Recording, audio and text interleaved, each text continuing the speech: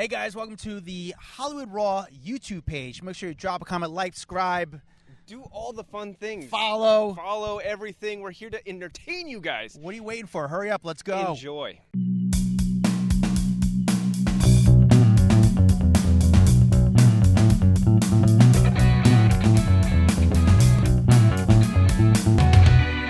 Welcome to the Hollywood Raw. Sorry, it's been a long time since I've done this. I'm not going to lie. Welcome to the Hollywood Raw podcast.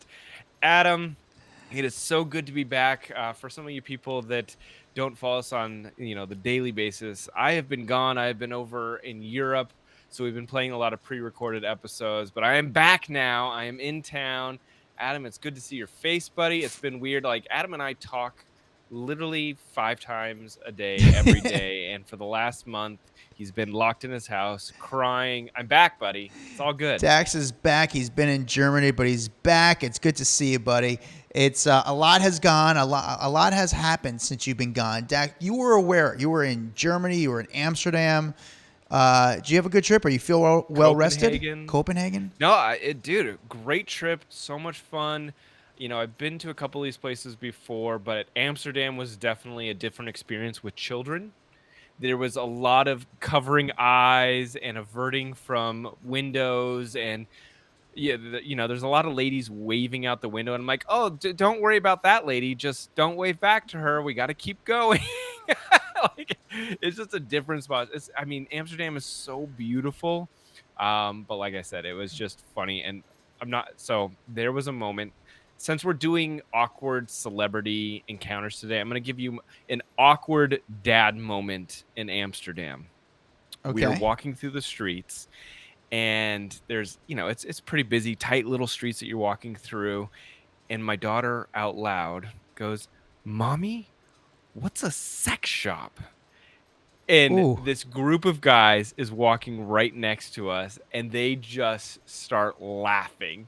And I was like, well, and it's like it literally says sex shop across the top of it, hence the reason she asked. And then inside was just mannequins wearing lingerie. So I was like, oh, it's a lingerie shop. And my wife gives me like dagger eyes, and I'm like undies, like underwear shop. Okay, let's go.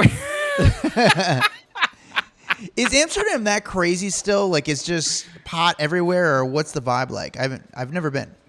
Yeah, but there's parts of it. You know what I'm saying? Like, it's like the problem is that we had to go from like the city center through basically the red light district to get to our hotel. That was on the other side. It was the shortcut. Yeah. So you had to walk through basically the craziest part. But there's 100 other million places that you can go there. It's gorgeous. It literally is one of the most gorgeous cities in the entire world. It's so cool with all the canals and the old architecture.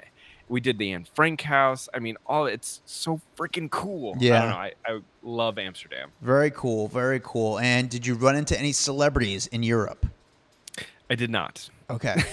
That'd been fun. I went out of my way to avoid all celebrity news, not talk about celebs. I needed a break, and I got the break, and it was awesome. Yeah, that's very good. Well, we got a lot to get to. You missed a lot in the celebrity world. Not too much. What do you think was the biggest story? Like, did you hear of stuff going on, or were you full out taking a break? You can only avoid it so much. I definitely was kept up to date on a lot of stuff. Yeah. I think, obviously, like the big story of this week I saw was Hulu released another trailer for Kim, and now Pete's in the show, and everyone's talking about, Pete kind of making his appearance in the new Kardashians. And there's like that scene where she's like, "Come on, you want to come shower with me?" And he like drops all of his stuff and runs. It's funny. He follow her. He literally just throws his phone down, whatever he has in his hands, and just runs in, like just skips in. I love it. Now, the biggest story, I don't even remember what the biggest story was while I was gone. Shoot. Yeah. What do you? I don't know. A lot's happened since you were gone. Like it was, I was on the streets, and like one of the things where I think you left during the start of it, like I had like the TV upfronts, which was pretty decent for me. I had some pretty good interviews. I ran into the John Cena, which was great. I ran into every time you get him is huge. He's just, you say anything fun? No. Well, here's the funny part: is last time John Cena was in New York, and this is true.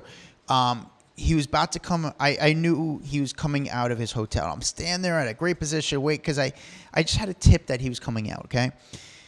All of a sudden, another journalist, I'll say a paparazzi comes by, and there was something in the news where I wouldn't ask John that question because I have a good relationship with him, and I don't want to screw that relationship up. But I knew this guy was going to ask something screwed up.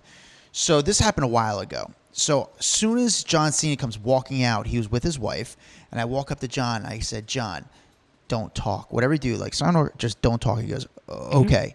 And all of a sudden, John came out. The guy tried to talk to him, and John ignored him completely. And I just watched it happen. I didn't even shoot John. And then John ignored the guy completely and kept walking away.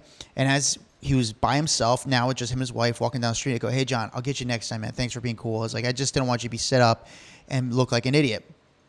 John goes, "Dude, thank you so much. I'll get you next time." I go, "No worries." I haven't seen John in a long time. Okay. So this goes like, I'm almost maybe about a year or so later. I don't even know that I haven't seen John Cena because he doesn't come to New York as much because of the pandemic. So John's back in New York and I see him and he's wearing a suit and he's at the upfronts, but he blends in with all the regular people because he's wearing a suit. There's not a chance John Cena blends into any crowd. Dude, you are a liar. It sounds weird, but John Cena sort of blended in and he was on his phone. I watched him on his phone. He saw me, and I just didn't approach him as he was on his phone. Finally, after like 40 minutes, like he was in a crowd type thing, he had to walk past the people, like to get to his car.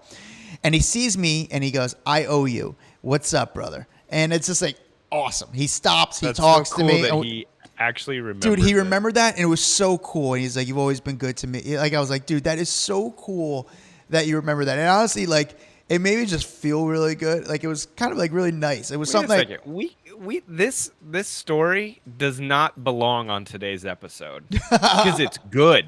Today's episode is about awkwardness. Okay, all right. I mean, so that's going to be the last good non-awkward story on today's episode. Do you understand? Okay, I'll do one quick awkward run-in that I happened. Well, we'll get to multiple. Can we give a shout out to a couple people left? Yes, let's do that at the top of the show. So let's do that real quick.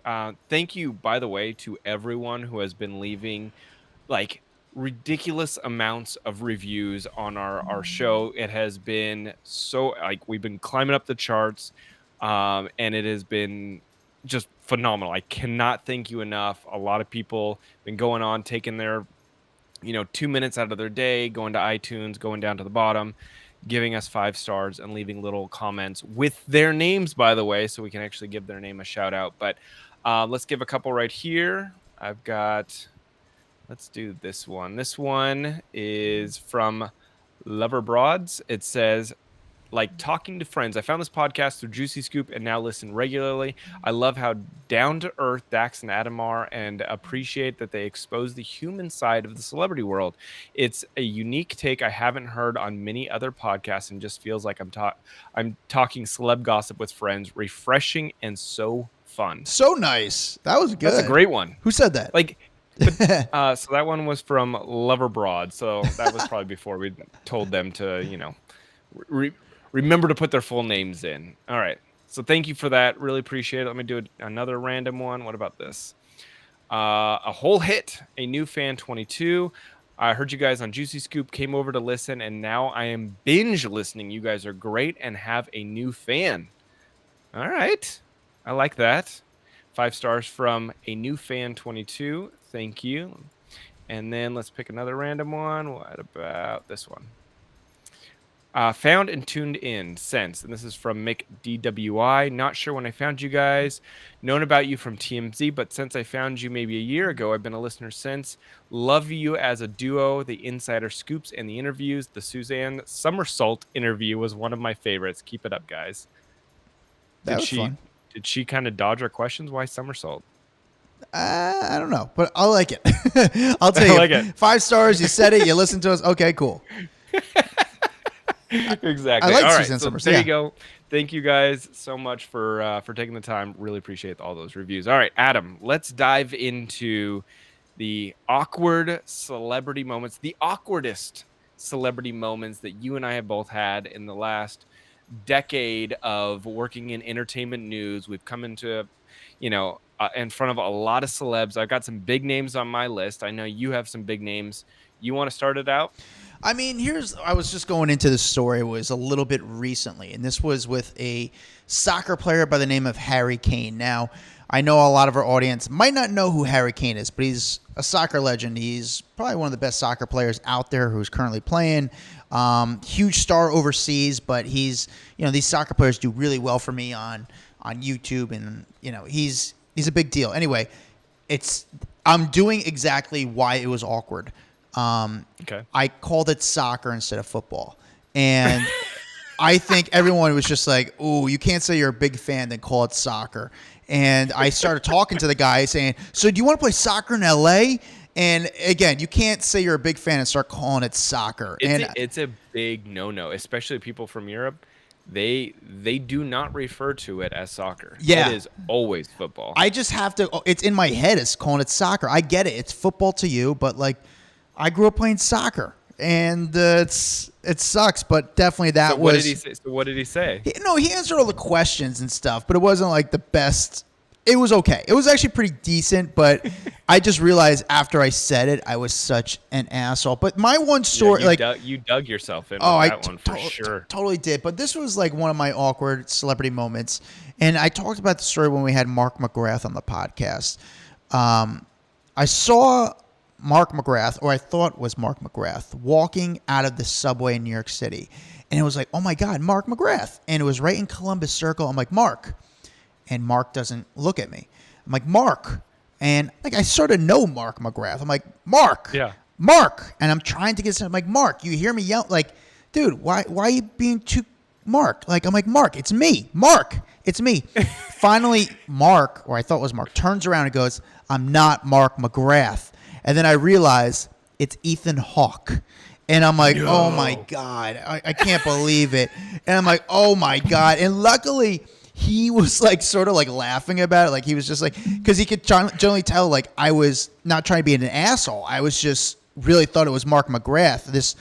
Do they get like confused for each other a lot? Dude, I'm telling you, this one day, I don't know if they do, but this one day, I just swore it was Mark McGrath, and I was like, oh my God, and I think he could tell how they do look.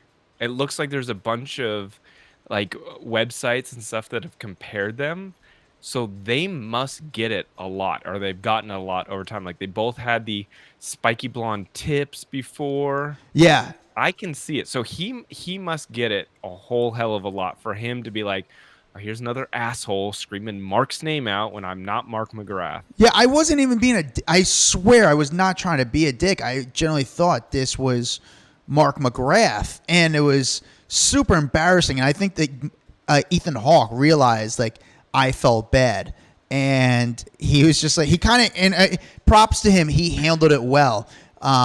But then after I tried talking to him, it was just like a funny encounter. But it's actually funny because Ethan Hawke is not really the most into like talking to the paparazzi. And I thought at that moment it was one of the best videos with him. He just handled it like the best, I would say, like the nicest because of that. But the funny part was when we had Mark McGrath on the podcast. And I said to Mark, I go, Mark, who do you get? Because I was going to bring up the story. I go, Mark, who do you get recognized for a lot? Like who do people think you are or sometimes mistake you for? And he goes, Adam, you did it. You thought Ethan Hawke was me. And Mark McGrath saw that video, and I thought that was great. That's so funny. I have never put those two together, but now that I'm looking online, they 100% look alike. Yeah. Full on doppelgangers. Yeah, no, it was definitely a weird moment for me, and I felt I was embarrassed. I was like so confused, but he handled it. That was probably one of my favorite ones. Do you have one that stands out? Yeah, so this one's really embarrassing. So years ago when TMZ was like, just the biggest thing in entertainment news, we were crushing basically everyone else. I feel like I was starting to get a little bit of an ego, because I was on TV every single day, and I felt like everywhere I was going, everyone was like recognizing me. And I remember going to a club. I don't remember the name of the club. It was on maybe like La Cienega or something like that in Hollywood. And so that was the night I ran into David Spade. Like David Spade came over, said hi. So like I'm feeling myself, and I'm like, David Spade just like said hi to me. I'm feeling cool. And then I go into the club, and Seth Macfarlane is there. You know who Seth Macfarlane Sure. is? He, is the creator behind Family Guy. TMZ had just done like a Family Guy episode, so like Harvey and Max did it, and so like I'm going in there feeling like super confident that this guy knows who I am, and he's dancing there with a bunch of girls around him, and I was like, Seth, what's up? Dax here. And he turned around and looked at me, and he like full blank stare, and I'm like, Dax, TMZ. And he literally was like, I have no idea who you are, and turns around and kept dancing with the girls. Oh, I was mortified because dude. I was there with a couple friends, and I was like, "Oh, I'm gonna go talk to Seth. We're gonna hang out with him." And I'm guessing that it was the booze in my system that was telling me that that was a good idea and that he would know me, but he didn't. And I can tell you from that moment on, I never did that to anyone else. Yeah. Oh, I can imagine how embarrassing. It was awful. It was awful. That's brutal. Yeah, that was. What? That was not fun. So he didn't even know at all. Was he wasted, or what was his deal? No, I think I was the wasted one, being a dumbass in front of him.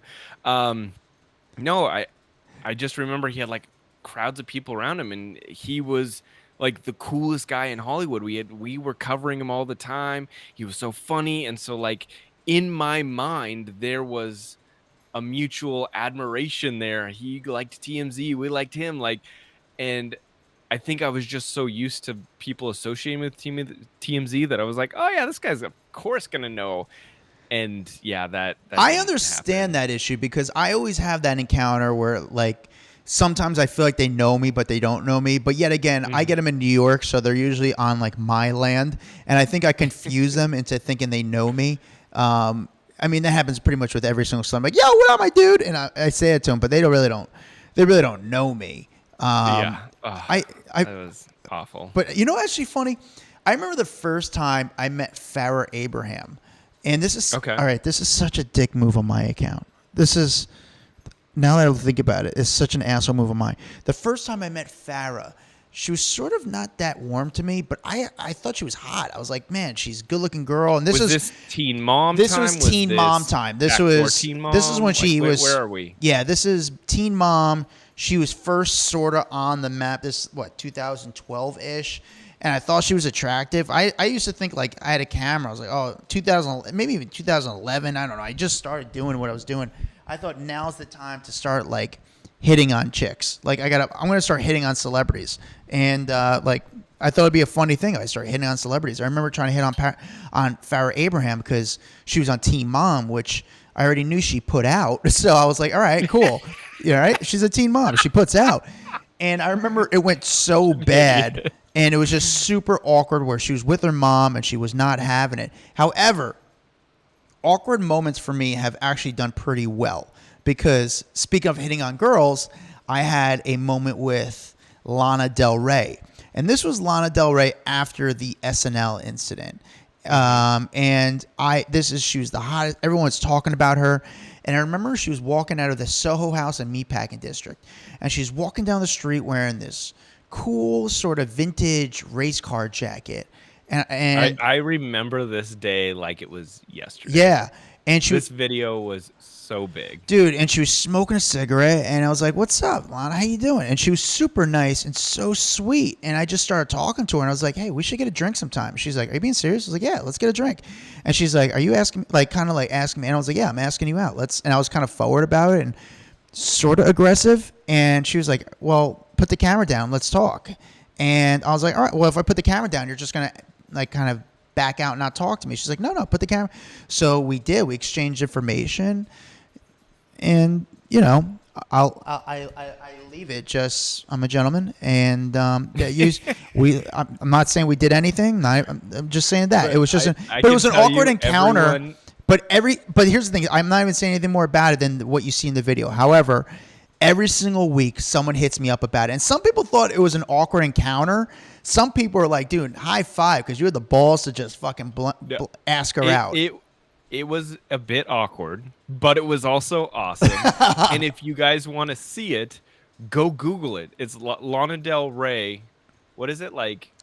It's a date with a pap. Yeah, I mean, it's all over. The video has gone so many different ways. So it's great, but it's an awkward moment on camera, but it ends up not so awkward because she's into it. She was definitely like enjoying the attention. She was super nice. She was very nice. I'll say as that. That's a good one. Yeah. You want to? I'm trying to think. I had an. Didn't you have one with? You had one with one of my all-time favorites, and I only say all-time favorites because this person. I remember you telling me briefly you had one, but you didn't get into the story. You had one with a girl who was probably the first poster I had on my wall, and it was Pam Anderson. Pam Anderson. Yeah. Yes. Pam Anderson literally was the first Baywatch when I was growing up, 90s kid. Like Baywatch was the biggest thing. I had photos and pictures of Gina Lee Nolan and Kathy Ireland on my wall, but Pam Anderson was the god. I had Jenny McCarthy. Okay. Like from her Singled Out days on MTV. Yeah. I had a poster of her. It's like silver bikini and silver back, whatever. Anyway, let's get to Pam Anderson. Okay, so this was literally day one working with TMZ. Okay, like we're going all the way back here. I had just met Harvey. The first thing he said was, "Do you want to do red carpets?" And I said, "Sure, I'm down. Let's try this." He sent me to cover a PETA red carpet. You know what PETA is, sure. Right? Yeah, it's like animal activists. Like everyone there that's walking the red carpet is very like no animal torture. Like it's kind of an intense event to cover. And Pam Anderson is one of the biggest advocates for PETA. She does a lot of their like promotional stuff. Pink was there, Dennis Rodman was there, Kristen Cavallari. I mean, it was kind of like the big event to go to, and I happened to be covering it for my first time on the red carpet. I am completely green in the industry. I don't know what I'm doing. They didn't send me with any questions. They just said, go see what you come back with. And I remember they put me at the very, very end of the carpet where no one stops to talk to anyone, right? Like no one cares at the end of the red carpet. But I remember being so excited to be there, and Pam Anderson is getting closer, and she's talking, and she's getting closer. And I remember I reached out and grabbed her arm to get her attention to be like, hey, come talk to me. Again, I didn't know that was a no-no in the industry. Yeah. You don't reach out and grab the celeb. So I reach out and I grab her arm to be like, talk to me. And she like whips around and she goes, ow! Ow! Why did you grab my arm like that? Did you really grab her hard, or what did you think? I have no idea. I legit have no idea. Dax is getting physical with people to get interviews on the red carpet. I was just excited. I didn't know. I'm trying to get her attention. And she turned around and she was so pissed that I grabbed her. And then she gave me an interview when she realized I was on crutches. Oh, you were? That's funny. Like, oh, it's just a handicap boy. Please, stop. You can't be mad at the handicap boy. But I can tell you, like, her handlers looked pissed. She was pissed. And I didn't mean anything. I just was like there was so much. Like, I wish I could explain how crazy red carpets are to people that have never been on one or never been around one. That when the biggest star comes out, it's like all the cameras are flashing, all the people are screaming, like everyone's trying to get her attention. So like I was trying to just get her attention, but apparently I grabbed too hard and she was pissed, but I still got the job at TMZ. That's funny. So how long did you get to talk to her for? Do you remember? I talked to her for a little bit. I don't know, maybe like 2-3 minutes, like nothing crazy. No, it's that's red still carpet. something. You get a very small amount of time, but for being at the very end of the red carpet, 3 minutes was a huge deal. Sure. For me. It basically solidified me getting a job at TMZ. Yeah, so yeah. There you go. That's thanks, Pam. Exactly. No, that's it's just funny. Of all people, Pam Anderson says you hurt her, and it could have been a bigger deal. Like, did anybody else see the physical thing, and like, did everyone start looking at you, or? Dude, You have to realize I blacked out half of that night. I didn't know what I was doing. I'm in college. I'm on a red carpet. All those huge celebs. I've never been face to face with celebrities before. Now I'm trying to ask them questions. I don't remember. Like half that night is like gone out of my memory. That's a good way. I mean, listen, I got to think about that. Maybe that's what I'm doing wrong. I'm not getting physical with these celebrities enough. It's You really got to just grab them by the arm and take charge. It's funny. So we're discussing like Dax is like, Adam, you've had to have uncomfortable, awkward moments with celebrities. And anytime you fall in front of a celebrity, that always happens. Like my favorite, it's sort of my favorite paparazzi videos is when a paparazzi when they falls. back into something. When they back into like, and I've seen some rough falls. Like it's just awkward for everyone. And I remember talking to, I think it was who was it? It was Nina Dobrev, and she was going to a charity. She was going to some charity event, and I remember asking her about the charity, and it was about breast cancer, supporting. She was going, and she messed up the words, and I remember she was like, "Yeah, I'm going to go support breast cancer," and I was like, "What?" And I was like, "What are you talking about?" She's like, "Yeah, I'm supporting breast cancer." I was like, "Wait, you might want to. You're not. I had to fix her. You know, it was just like." I remember just like she looked at me like, "What did I say wrong?" I was like, "No, you're not supporting breast cancer." And she's like, "Oh, I mean, well, you know what I mean." I was like, "Yeah, I do, but you should probably be more specific, you know." Like, but I think. You know what's so funny? I remember an awkward celebrity run-in. There was a football player who I don't remember this guy's name. Now, this wasn't like a Aaron Rodgers, Peyton Manning, Tom Brady type guy. This was like a B-level wide receiver who had a great career, but he was retired, but he was a big guy. And I believe he could have been a tight end on the on the Titans I don't know. I'm just throwing that out there. But I remember this guy was a good player, solid NFL player. And I remember seeing him. It was on camera, and he had this big diamond bracelet. And he goes like, "Yo, what's up, man?" And I go to slap him 5. When I slapped him 5, I wasn't cool enough and didn't hit the slap 5 in the right position. So I hit his wrist, and just like that, I broke his whole diamond bracelet. And the thing kind of just went to pieces all over the ground. I was like, oh my God. And he was like trying to handle it like very cool, but I could just see like he was sort of like, Did you slip fuck. a diamond in your pocket and be like, "Oh, dude. One must have rolled into the drain"? I was trying to act like I was trying to make sure he was calm, because if it happened to me, I would have been so pissed and upset.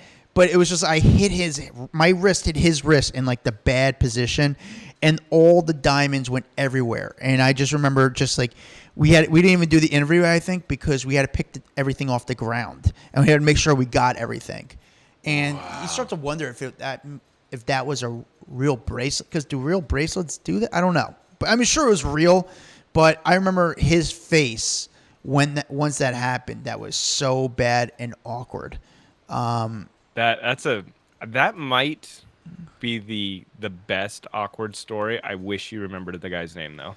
Dude, I was so humiliated because, again, like I was like, I was so humiliated because I was like, this guy doesn't just not like me. He hates me for what I did to his bracelet. You know, like that's what it came down to. Did we have awkward moments on this? Wait, my voice has changed. Do we have awkward? This moment right now, when you just went through puberty, is an awkward moment. Did we have awkward moments on the podcast? Yes, when you freaking asked Carole Baskin if she killed her husband straight to her face. Yeah, that was weird. I just thought of another one. Do you? Probably the most awkward moment we have ever had. How did I forget about this? So, talking about Carole Baskin reminded me. So, Carole Baskin, we can absolutely play that clip. Pat, can you enter that clip right now? So, bottom line, Carole, you did not, or did you kill your husband with all that? I did not kill my husband. I was the only person trying to protect my husband. Okay, so that one was good. But another one was when we were talking to Dylan Passage. Oh. Do you remember?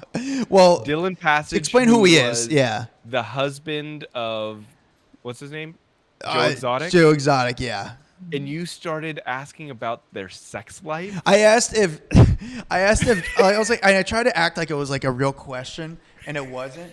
But I was trying to act if Joe Exotic was a good lover, I think, and I was trying to make it sound like professional, cool, like it was just like conversational. Like, hey, was Joe like, how was he as a lover? Was he a good lover? And like, it got really, really weird. It got so icy and awkward and weird. I remember looking at your face, and you were like, I don't know if you froze, but you didn't know what to do. I was just like, all right, I'm going to try to keep this moving along, but Dax, take over, because I don't think this guy wants to talk to me anymore. That was a weird one. Oh, man. It was so good. Yeah. It was so, like, trying to get him back on topic after he was derailed so hard. Let's play the clip. How was Joe? You know, a lot of people are into Joe. They're he's got a big fan base right now in all different type of communities. But how was Joe as a lover? Is he a great lover? I think a lot of people love to know that. My sex life matters. Sex is sex. Oh, it is still good all these years later, Adam. It is a magical interview. Good question, though. Good question. Oh, God, dude. I asked the question, and people want to know, is Joe Exotic a good lover? So this is a fair question. I am so glad I remember that right now. Yeah. So glad. I've got one that was pretty awkward. So the first time I met Kim Kardashian was a little awkward. Why Did I tell so? you about this before? No. Okay, so I met Kim. She came into TMZ, and this was way back in the day. Like, Kim was just starting to like her rise in the industry, but it was kind of like she was just past being friends with Paris, and being all out on town, and maybe the Kardashians had just started on TV, but like way back in the day, I'm telling you. But when we started TMZ, I was kind of a dick on the show. And this is like season 1. Like, I think the very first thing I said on TV was that Chris Angel's a douchebag. Like, I think that was the first thing I said because I thought that's what people wanted. I thought people wanted like the mean, crassy, Perez Hilton type humor because that was kind of big back then, right? Sure. And so Kim Kardashian comes in. Harvey's introducing her to a couple of the people in the newsroom. Hey, this is Mike Walters. He runs the news department. She may have known him by then. This is so-and-so. And then he gets to me and goes, this is Dax. He's the biggest asshole in the room. He's mean to every celebrity. No. That was literally how I got introduced to Kim fucking Kardashian for the very first time. Is I'm the meanest asshole to celebrities. And I was like, nice to meet you. Yeah, like how do you follow that? Like, like, I'm a dick. Ready for that? Yeah. Yeah. So I'm like, cool. Where do I go from here? How do you recover from that moment? Hey, Kim, how's your day going? Like, what do you say? You're now the asshole. Why would the person even want to talk to you at that point? Yeah. So anyway, from that day forward, I decided I was no longer going to be an asshole, and I never did assholey stories. So then I became the nice guy in TMZ, thanks to Kim Kardashian. That's pretty fun. That's a hard act to follow. I don't have this moment's not too awkward. Yes, it's awkward, but it's funny. I remember I had this. So when Rick Ross first came out, as you know, he was really intimidating. He had a huge entourage. He also did not like paparazzi or myself, where he was a dick. He was a total asshole to me. And I like to the point where, and I'd see him all the time, and he was an asshole to me. They were dicks to me. And actually, you know what? Oh my God. Before we get to this, wait. Who is this? Oh my God. I got this one. Okay. What? I have another awkward moment. This story is pretty wild. I don't even know if... Wait, so are you Wait. doing? Are you doing? Yes, no, I just are you have doing another Rick thing. Ross, or Yeah, you I'm doing the Rick new Ross, person? but this Finish goes with into Rick someone else. Ross and then get to the other one. Oh my God, this is a wild story, Dex. So Rick Ross was the biggest asshole to the paparazzi, myself, and I'd see him all the time. He always stayed at the same hotel, and I kept seeing him every single time because I'd hang outside this hotel all the time. I'd see him to the point where I just gave up. He'd walk by me, and I'd ignore him. He'd ignore me, you know? And then all of a sudden, one day, his whole group, him, Meek Mill, Wale, were all leaving Rolling Stone or this office at the same time. And I said, I'm not going to go for Rick. I'm not going to go for Meek. I'm going to go for Wale. And I just gave all the attention to Wale, ignored Rick. And Rick goes, yo, film me. Film me. I'm like, you want me to film you? All right, I'll film you. So I start interviewing him, and he starts messing with me. And I start messing with him back, where I act like I work for him. He's like, you work for me now. I was like, all right, well, do we have a Christmas party during the end of the year? Like, how does this work? And I started, like, messing with him. And we just kept going back and forth. He's like, I'm going to give you a name. Your name is Clevis because you clever. I don't know. And I was like, all right, cool. So we start going back and forth. And then all of a sudden, the next day, the video blew up. And the video is super funny. And the video goes crazy.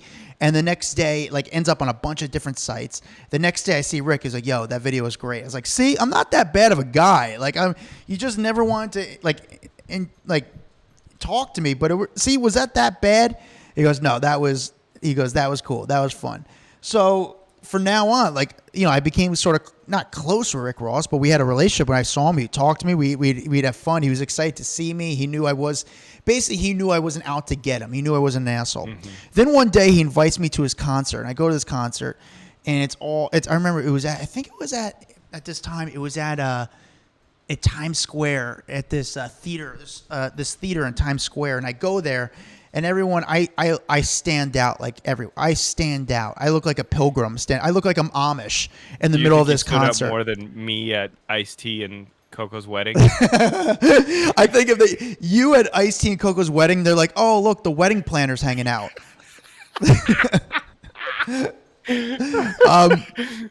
I can tell you, it was like me dancing in between Snoop Dogg and Bishop Don Juan and Flava Flav. Everyone's like, what the fuck is this dude doing here? So I'm in the middle of dance, and all of a sudden I remember, I'm not dancing at this Rick Ross. I'm just by myself checking out the concert, and I stand out. I look Amish, and all of a sudden some guy goes, yo, look at this. Look at that guy who looks like Woody from Toy Story. And all of a sudden the crowd goes crazy. Not the crowd, the people around all start laughing and start making fun of me. But then all of a sudden one guy in the crowd goes, yo, that's Clevis. That's Rick Ross's boy. Oh, that's the guy. Yo, my bad. Can I get a photo with you? So next thing I'm like, yeah, sure. So next thing you know, I'm taking photos with people in the crowd after they were just making fun of me because then they realized I knew Rick Ross. So I don't know. That was a so good. Awkward encounter. So good. I've got a Suge Knight story for you. Yeah. Talking about big rappers, scary people. So I've told this story before. If you were an avid listener, maybe you've heard it ages ago, but probably the most awkward, scariest moment of my career happened with Suge Knight. So do you remember, Adam, when Suge Knight was going through his whole bankruptcy debacles? Ages ago. And I'm talking 12, 13 years ago. So this was one of the first stories that we did at TMZ when there was maybe 20 of us working there. And so I was tasked to go out and actually be a field producer, but with camera, ask the questions. And so they sent me, they're like, oh, just head to his bankruptcy court hearing. He'll be coming out at about noon for lunch. What I find out as I'm standing, I'm literally standing outside the court waiting for him, is that he just lost. Dude, he lost $100 million lawsuit. That's insane.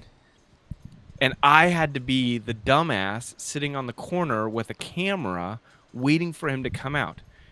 If you just lost $100 million, would you want to talk to a camera? No. But of course, I'm there and I have to ask him questions. So he comes out. I'm like, hey, Rick. Or Rick. Hey, Suge. How did court go? And he was just, you could tell he was pissed. Yeah. So he kind of like walked back in, and I kind of got the sense of like, I don't think I should be here. This doesn't feel right, because it was him, and then he had 3 giant men that were like bodyguards or whatever, kind of flanking him. Yeah. And they kind of go in front of him. I'm like, okay, this is not good. This is downtown. I'm just, you know what? I'm not feeling this. I'm just going to get out of here. So I start walking up the street, and I turn around. I'm like, I notice that they're following me. Like, now it's Suge and his 3 guys, and they're kind of coming up behind me, and I'm going, oh, well, maybe they do want to talk. Like, maybe sure. they just didn't want to talk in front of the courthouse. So I'm like walking, and I'm like, oh, I can't tell if they're pissed or if they want to talk. Like, I just couldn't freaking tell. So I cut through this, like, I want to say an alleyway, but it's mostly just like 2 buildings, and I'm trying to go to the parking structure, and I'm like, okay, maybe they just want to chat. So I stop, and they come up and they start pushing me. They start pushing me, shoving me back and forth. They're like, what the fuck are you doing here? You better back the fuck off. Like, and I'm like, I'm kind of freaked out. Wow. So I just push the record button, because you know how there's like one by the thumb on top. So I pushed record, and I'm like, well, if I'm gonna die, at least I die on camera. Yeah. And I face it up, and at that moment, Suge looks down, sees that the camera has the red light on it, and he picks up his phone, and he like stops yelling at me, picks up his phone, and goes, yeah, Mom, I'm gonna be at church on Sunday. For sure. I'll be there. Don't even worry about it. I'll be at church. And starts walking off the other way. And the other guys notice it, and they disperse out.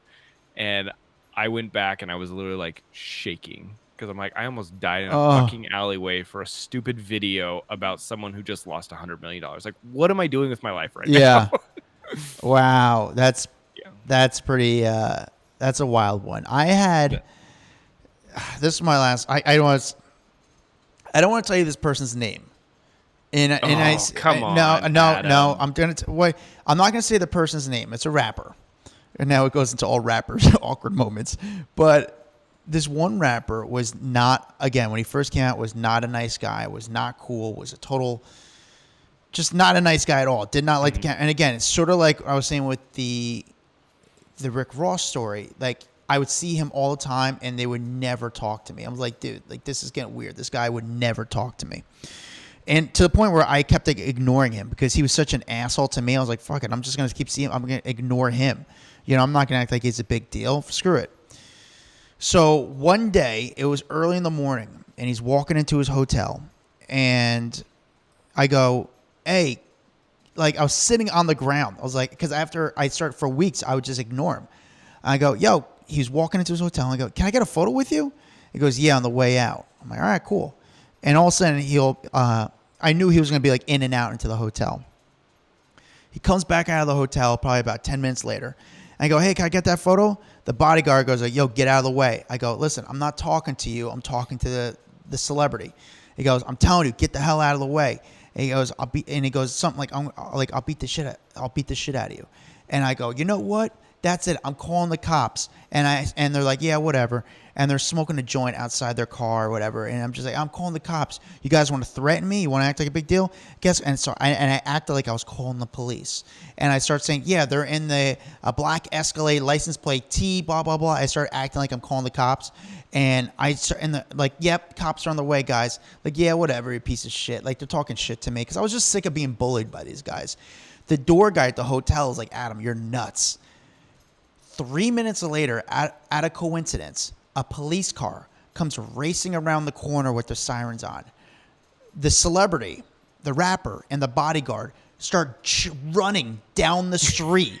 They're running down the street. They run through a parking garage just because they think that cop car is coming after them. And I'm like, oh, shit. The door guy at the hotel is like, oh, shit. I'm like, what the hell did I do? Like, oh, this is getting weird. And this is like a big celebrity, too, like a big rapper. Just tell me the name. I'll tell you after. Not T.I. I like T.I. T.I.'s a nice guy. But also I'm like, holy shit. Like, oh, my God. And just like that door guy at the hotel was like, you're nuts. I walk away. 3 weeks later, I run into this rapper inside the lobby of a building of Sirius Radio. Ja Rule. No. And I said, hey, can I get that photo? Yeah, absolutely. Let's do that photo. Takes the photo with me, smiles in it, the nicest dude ever. And ever since, we've been cool. But it was the weirdest, craziest thing that, talking about awkward encounter. Like, it was rough. Come on, say the name. You don't want to know about Nick Cannon. No, I'm just kidding. No, I'm kidding. It wasn't Nick Cannon. But I'll tell you after. It's really good. Come on, no, I want to know now. I'm afraid he'll come back. Honestly, I'm honestly afraid for my life. That's why I'm afraid to tell you. Like, I'm afraid this person will come after me. Aaron Carter's not going to do shit to you. Yeah. No, I'm afraid this guy will literally beat the shit out of me. Didn't you tell me like a while ago, like there was some like Vanessa Lachey story that you had like way back when? Yeah, I used to hand out flyers in Times Square that you call barking. If you watch the HBO show Crashing with the Judd Apatow show, I used to hand out flyers in Times Square for comedy shows. You hand out flyers to people on the street, and you hope they come see your comedy show. And one day, I would always be standing outside MTV, 1515 Broadway, and that's where TRL was. And this is back when TRL was a big show, and I would be outside handing out flyers, trying to get people to come to comedy shows, or I'd be handing out flyers with my friends. And one day, I was just in a daze, and Vanessa Manillo came out. That's Vanessa Lachey. Vanessa Lachey comes out. Pre-Lachey. So she was Vanessa Manillo at this time. Was that her name? Vanessa Manillo? Yeah. Her name was Vanessa Manillo, now Vanessa Lachey. And she came out and she looked gorgeous. I mean, she's a very attractive girl. And she came out and I caught eyes with her. And all of a sudden, my buddy from a distance watched me. Like, not even from a distance. He was like 5 feet away from me. And Vanessa came out. We caught eyes. And I just looked at her and I just dead serious. I go, hello, Vanessa. And she didn't even say anything to me. She was like so creeped out by me just going, hello, Vanessa. Like, it was like I was waiting there for her. And her friend like quickly like ran off because I was so creepy. My friends still make fun of me for that. Like, hello, Vanessa. Like, what was that about? Vanessa. Hello, Vanessa. Like, it was so like, funny. We've been waiting for you, Vanessa. You know what story you do need to tell for people that may have missed it the other day was the Khloe Kardashian. Because that story was so gold. And then I was mad at you for sharing it before we did this episode. Can you just share it one more time for people that didn't hear? That story is probably one of the worst things I ever. It was really bad on my end. It wasn't bad on Khloe Kardashian. I always say Khloe Kardashian, super sweet person, one of the nicest celebrities, and this story will kind of show you what kind of person she was. Khloe Kardashian, she is. Khloe Kardashian arrived at JFK Airport, and we had, at that time, there's tons of media around there, and she was dating Lamar Odom. And Khloe Kardashian also had a radio show where it was sort of like a sex radio show. So I wanted to ask her like a question about sex, but I wanted to keep it fun or interesting, or more interesting than anything. So Khloe's with Lamar. There's a paparazzi taking photos, and I'm sitting there doing my video, and I said, Khloe, who do you think had the best celebrity sex tape? Which I completely forgot that her sister had one of the most infamous sex tapes ever. And all of a sudden, as soon as I asked that question, Lamar Odom goes, yo, are you serious right now? And just like, basically like, go away. And all of a sudden, as soon as I asked, I literally hit my hand against my head. It's like, oh my God, I can't believe I asked that question. And Lamar is like a complete dick to me. Khloe's like ignoring me. And they get into the elevator to go upstairs. I run up the elevator upstairs, and I just put my camera down. And Khloe's there, and I put my camera down on the ground. I said, Khloe, I just want to apologize. I completely forgot. That question was such a mistake on my end. I asked this question because of your radio show, but it was just a bad question, bad timing, bad thinking on my end, and I deeply apologize. Lamar's like, go away. Get the fuck away from me. And Khloe said to Lamar, Lamar, shake his hand. And she goes, how many times does someone apologize to us? And I said, I'm deleting the clip. I apologize. Lamar did not want to shake my hand. And Khloe forced Lamar to shake my hand. And she was super sweet about it. And I mean, which she didn't have to be because it was totally my fault. But it was so humiliating. And it was just bad thinking on my part. I love Khloe. She's great. She is great. She's great. Well, I think we got to leave it at that for now. I think that was a fun episode. I think listening to these ridiculous stories, and you've got some good ones over time. Thank you for sharing. I got them. more, but I just had to think about it. It's so hard. I have so many celebrity stories, to be honest with you, and this is not being a dick. This is just me for doing what I've been doing for over more than a decade now. That I like. It's funny. You just give me an Us Weekly magazine and just show me the person, and I got a story about them. I'm sure I'll start remembering more now that we've had this episode. I'm sure more will come to mind. Yeah. About over time. Even how the hell we forgot about Joe Exotic's husband moment. That literally might be the most awkward interview we've ever done. Yeah. Right? I'd say Like, so. For sure, 100%. That guy, and not only that, he was like on a boat and it was windy. He was That a whole rock thing was star. weird interview. He was being like he thought he was a star at this point. So funny. Anyway, thank you guys for listening. Hopefully, we'll have awkward celebrity encounters part 2 at some point. But until then, make sure you guys head on over to our iTunes page. Scroll down to the bottom, leave us a review. Because we greatly appreciate it. And, make sure you are following us on all social media platforms. We got our TikTok rocking. We're all over Instagram, Twitter, Facebook. We got our private Facebook group called Off the Record. So you can go in there. We kind of talk about things that we can't talk publicly about here. We'll give sometimes tips onto where movie sets are filming or celebs that we've seen out or just stories that maybe we can't put out to the public so we don't get in trouble. So head on over, friend us on there so we can have you join a part of the group. Anything else Yes. I'm forgetting? No, make sure you guys leave a review. It's the best thing to do to support this podcast. We don't have a Patreon. We just say leave a review, 5-star only. Say a few kind words.